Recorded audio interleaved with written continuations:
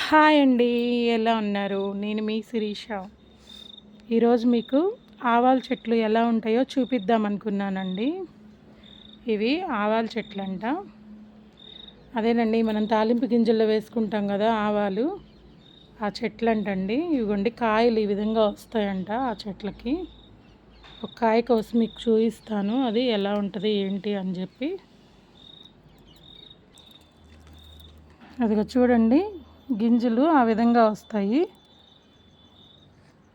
ఇవి ఎండబెడతారంటండి. వీటిని ఆవాల గింజలు అంటారంట. చూసారు కదా ఎంత బాగా ఉన్నాయో.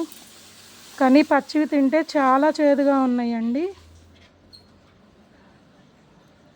మీలో ఎంతమందికి ఈ చెట్ల గురించి తెలుసో నాకు కామెంట్స్ రూపంలో తెలియచేయండి.